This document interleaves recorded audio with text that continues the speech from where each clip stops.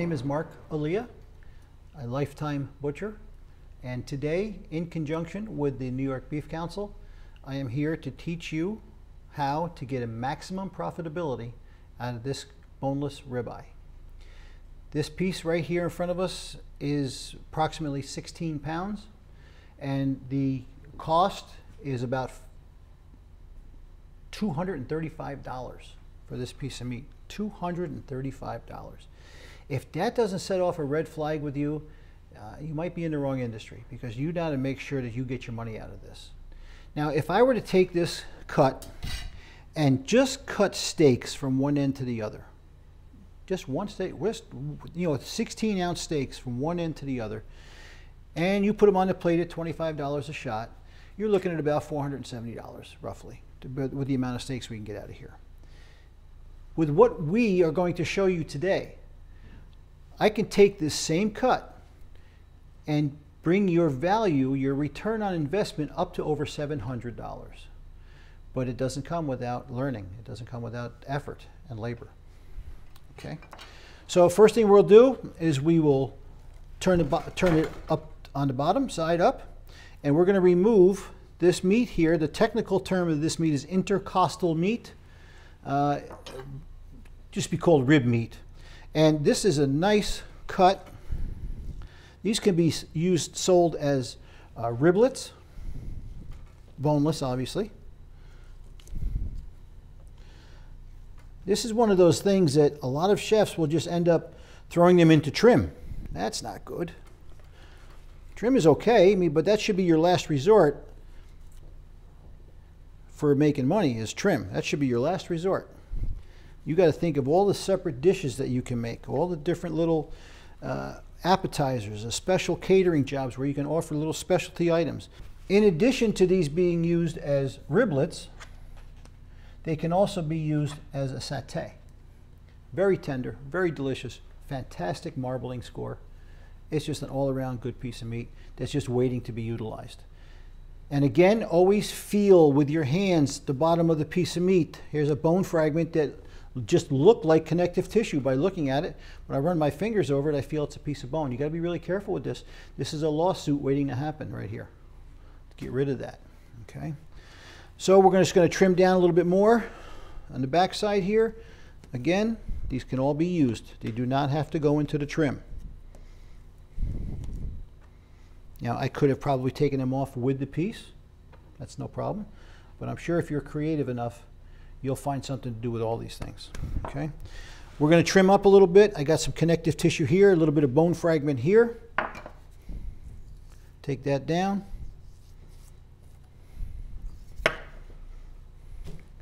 Now, when we talk about your return on investment, we kind of came up with a general rule of thumb, but your location has a lot to do with how much you're going to actually make. Okay, so, there's things that I can't do here in my little town of Highland, New York, versus where you might be in New York City or New Jersey or Chicago or wherever you may be. Is location, location, location. What sells for me might not sell for you. What sells for you might not sell for me. That's why you need to be creative. You need to be versatile. Okay. Now, to take some steaks off of here, very simple. Okay, you're going to want to square off your edge just a little bit. Okay, just a little bit. Be very, very conservative when you're squaring off the ends. Don't take off a steak just to make it square. Just take a little bit off. And now we can just make our regular 1-inch, approximately 16-ounce steaks.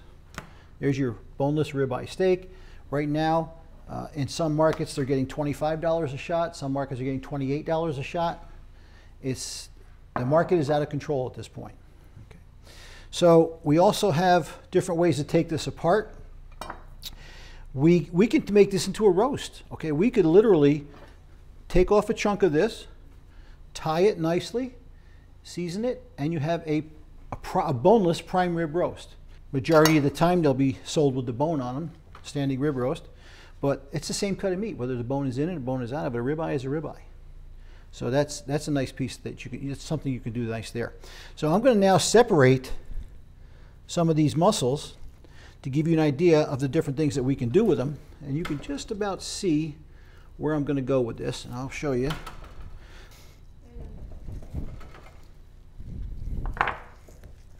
Okay. Butchers work by natural seams. Everything we do, we're looking for natural seams. We're taking the cap off of this. It could also be referred to as a decal. Another item that could be used for satay.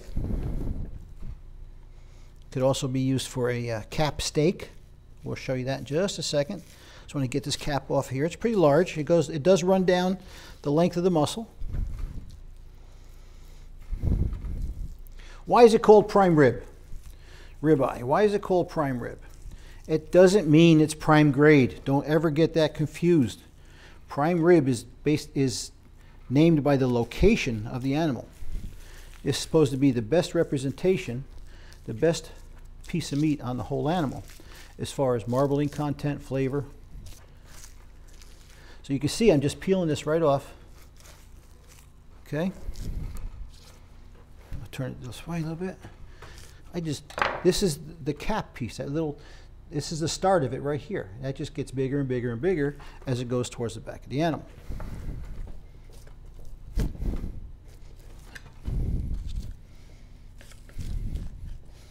So here is your cap.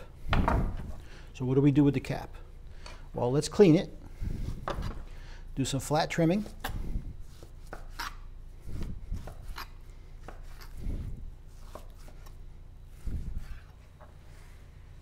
Okay. It's a little bit labor intense, but you know, anything that's worth it is going to take some time. And once you've done a few of these, they go pretty quick. And most of the time you're not doing just one, you're probably doing a couple, 3 or 4 maybe, depending on the size of your restaurant. If you're in a hotel, maybe you're doing 20 or 30 or 40. I don't know. Okay, so that's cleaned down. We don't want to take everything off because we do need that flavor. Okay, some connective tissue here. It's a little thick. Get that out of there. Okay, bottom side. We'll shave the balloon a little bit.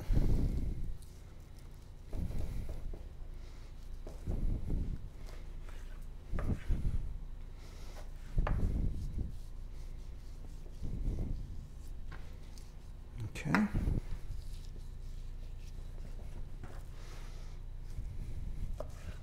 Okay, so let's see. We could take this right here and we can make, from this thicker end, we could take this and you can make your cap steak, 1.5 inches thick, roughly. Okay. Look at that marbling. I could just taste that, just the way it looks. Okay, so there's your cap steaks. I'll go one more. Okay. Now we can take the rest of this, and I would like to remove some more of this silver skin, because the next thing we're going to do is we're going to slice it on an angle, across the grain and on a bias.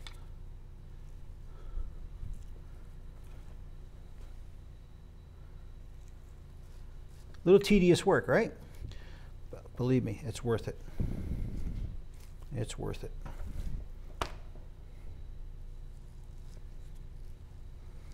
This, in a high dry heat, this silver skin does not cook down. And this piece of meat is just not something you're going to put in a braise. This is not a candidate for a wet cook. This is strictly a candidate for dry heat. Okay, all unusable trim. Now we have it cleaned nicely on both sides. I'm just going to shave off the edge a little bit to give me something straight to work with, and then we can work at our beef strips, more satay strips. Okay, look at that.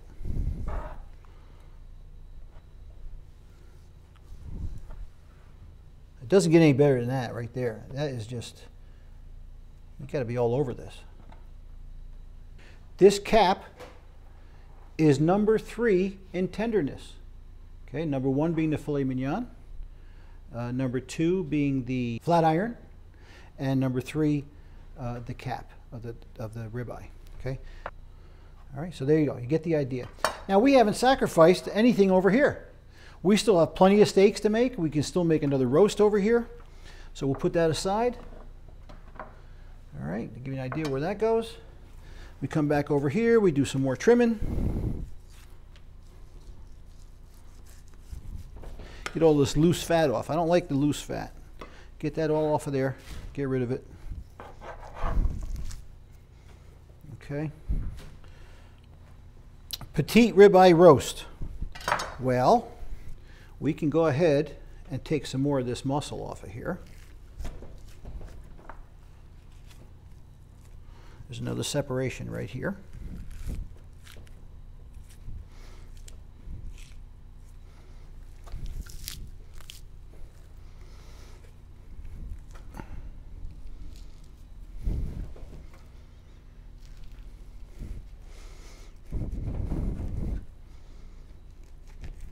Okay.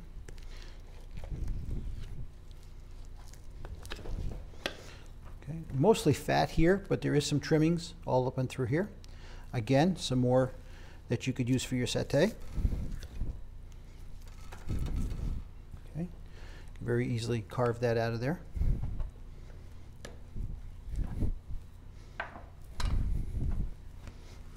These might be a little bit shorter than you want them to be, but again, you got to be a little bit more creative. You look at the angle, make your cut. Look at that. Wow. All right. Maybe not as good as this, but still usable. All right. Back over here. All right. We'll clean this up a little bit on the bottom, because we're going to get right down now to this sweetheart of a steak.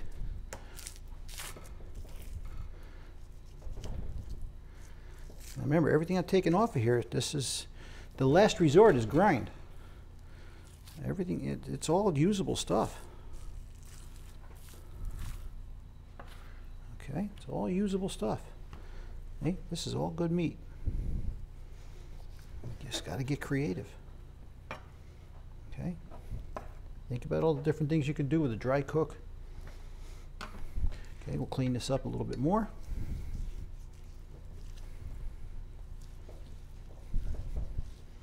Flat trimming, no gouging. Flat trimming.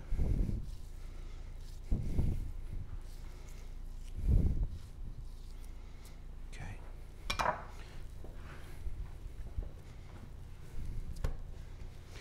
What I didn't talk about earlier was the cap. We could take the cap. I have to go back to this because I don't want you to miss this. We go back to the cap, and again, we can make a roulade. I'm just going to take a layer, I'm going to cut it like a book, like a page of a book. Okay, shingle, butterfly it open, come in and take the next piece all the way through.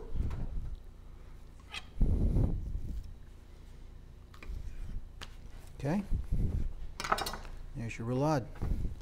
Stuff it. Italians would call it a brajol. Germans call it roulade. Either way, I call it delicious. Roll it up. There it is. Where did that come from? Right there. It came from that cap. Came from that cap. And we still got nice steaks. Look at these awesome rib eye roll steaks right here. Look at that. If this doesn't get you excited, you're in the wrong business. Okay? All right.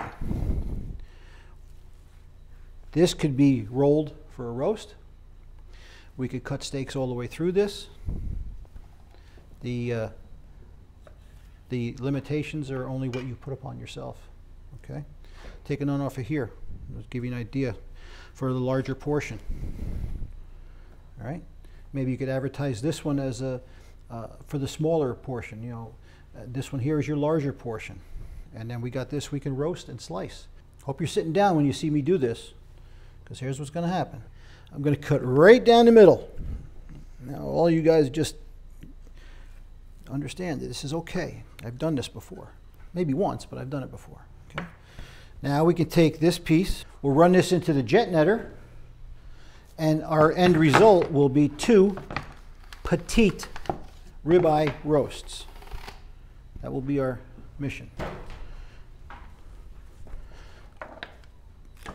Okay, cut this in half. Look at that. Okay, look at that, just beautiful. So what do we do with the rest of this? We're still not done. We still, look at this, all this stuff, and I still got more to go. Take a little bit more off of this. And now we have some more petite ribeye steaks. Look at that. That's a great portion. Even as much meat as I eat, that would be enough for me, one of those. Of course, with my vegetables. Look at that. Okay. So just to recap, we've taken a boneless ribeye at a wholesale cost of about $230. We talked about how we could take and make steaks all the way through and give us a return of about $400 and change. Or we could take and make these all separate portions at $25, $26, $28 a portion. You got your satay, you got your cap steaks. These are all big money items. This is very tender, very, very good stuff. You got, this is only 1 roulade out of about, I could probably make 5 out of here altogether. I got my petite tender roasts. Nothing but money here. Nothing but money. The outlay is high, but the return is great as long as you're conservative, as long as you pay attention to what you're doing and understand that this is a dry cook muscle. It's tender as can be. I'm Mark Elia with the New York Beef Council. The Beef Council is your educational arm to the industry. Our mission is to keep all our restaurants prosperous and open. Thank you all for joining me. Here we have the boneless ribeye, and we have shown you many different cuts from the boneless ribeye, starting with your ribeye petite roast, steaks, ribeye petite steaks, center cut ribeye roll steaks, your full cut ribeye steaks, beef satay and riblets, rib cap steaks, roulades. There's a variety of things that you can do with the boneless ribeye. Thank you.